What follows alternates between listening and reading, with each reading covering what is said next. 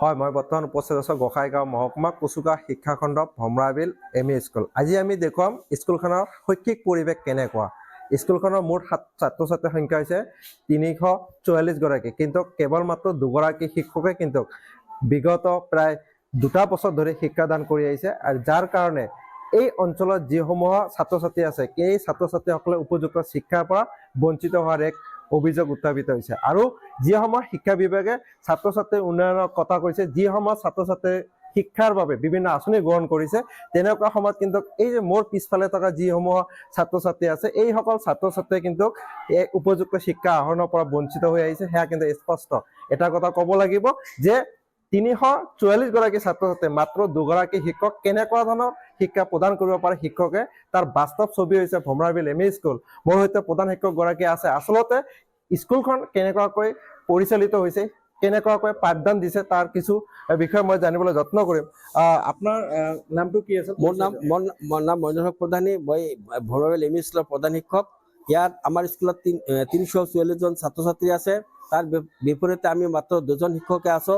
ইয়াৰ আগতে মুঠতে 8জন শিক্ষক আছিলো আৰু এজন চকীদাৰ আছিলো। 6জন শিক্ষক আৰু এজন চকীদাৰ ইতিমধ্যে 2জনমান এক্সপায়াৰ্ড কৰিলে আৰু 4জন ইয়াৰ পৰা অৱসৰ গ্ৰহণ কৰিছে।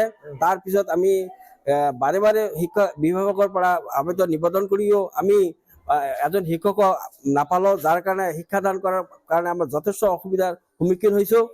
আৰু ছাত্ৰ ছাত্ৰীক যিখিনি গুণগত শিক্ষা দিব লাগে আমি মোটেই দিব পৰা নাই। 2জন শিক্ষকে কেনেকৈ আমি এই 3টা ক্লাছত ৩৪৪ জন ছাত্ৰ ছাত্ৰীক শিক্ষাদান কৰোঁ, আমি মানে বিমৰত পৰিছো।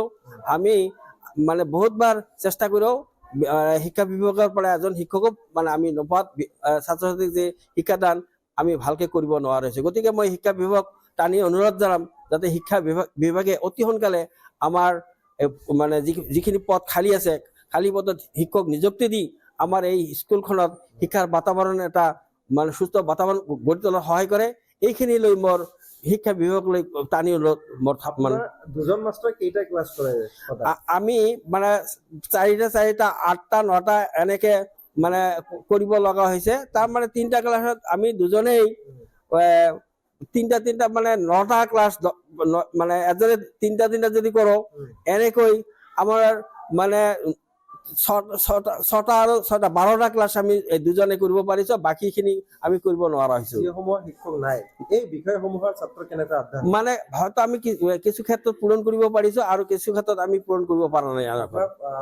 6ত কিমান ছাত্ৰ?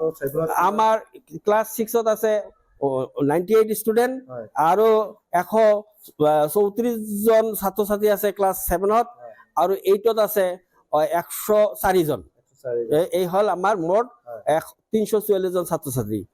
এই ছাত্ৰ ছাত্ৰীসকলৰ ফিউচাৰ কি, ভৱিষ্যত কেনেকুৱা? মানে আমি ভৱিষ্যত মানে আমি শিক্ষাদান দিব নোৱাৰা হৈছো। সেইকাৰণে আমি বিভাগীয় কৰ্তৃপক্ষক বাৰে বাৰে অনুৰোধ জনাইছো যাতে আমাক এটা সুস্থ শিক্ষা দিয়াৰ কাৰণে চৰকাৰে আমাক এটা ব্যৱস্থা কৰি দিয়ে। আন্তঃগাঁথনিৰ ক্ষেত্ৰত কেনেকুৱা? আন্তঃগাঁথনিৰ ক্ষেত্ৰত আমাৰ 2 বছৰ আগত এটা ৰুম শ্বৰ্ট চাৰ্কিটত পুৰি গৈছিল। আমি সেইটো ডিচি মহোদয়ক মানে আবেদন কৰিছিলো। তেখেতে এইটো ষ্টেট ডিজাষ্টাৰ মেনেজমেণ্টলৈ পঠাই দিছে। আজিলৈকে কিন্তু ডিজাষ্টাৰ মেনেজমেণ্টৰ পৰা আমাৰ ৰুমটো ৰিপেয়াৰ কৰাৰ কাৰণে কোনো ধৰণৰ মানে পদক্ষেপ লোৱা নাই। আৰু শ্ৰেণী কোঠাবিলাকো এনেকুৱা কিছুমান শ্ৰেণী কোঠা আছে যিটো টিন ফুটা হৈ গৈছে, মানে বৰষুণত মানে ছাত্ৰ ছাত্ৰী ক্লাছ কৰিব নোৱাৰে, মানে ডেস্ক বেঞ্চবোৰ তিতি যায় আৰু কিতাপ তিতি যায়। এই সমস্যাবোৰত আমি স্কুলখনত ভুগি আছো। দেখা গৈছে আপোনাৰ একেখন বেঞ্চত 5জন 6গৰাকী ছাত্ৰ বহিছে। এনে ৰুমৰো আমাৰ নাটনি হৈ আছে আৰু যিখিনি ডেস্ক বেঞ্চৰো আমাৰ মানে শৰ্টেজ হৈ আছে। সেইকাৰণে এইখিনিও আমি পূৰণ কৰিব নোৱাৰা হৈছো ছাত্ৰ ছাত্ৰী। ধন্যবাদ জনাইছে। এই মুহূৰ্তত আচলতে আন্তঃগাঁথনিৰ ক্ষেত্ৰত কিন্তু অসম চৰকাৰ শিক্ষা বিভাগে কোটি কোটি টকা ব্যয় কৰি আহিছে। তেনেকুৱা সময়ত কিন্তু ভমৰা স্কুলৰ এইসকল ছাত্ৰ ছাত্ৰী কিন্তু একেখন ডেস্ক বেঞ্চত 6গৰাকী 7গৰাকী ছাত্ৰ ছাত্ৰীয়ে বহি পাঠ আহৰণ কৰিব লগা হৈছে। অকল সেয়াই নহয়, উপযুক্ত শ্ৰেণী কোঠাৰ অভাৱৰ উপৰিও শিক্ষকৰ অভাৱত কিন্তু সম্প্ৰতি ভমৰাবিল এম ই স্কুলৰ ছাত্ৰ ছাত্ৰীসকল এক জৰুৰীলা পৰ্যায়লৈ গতি কৰিছে।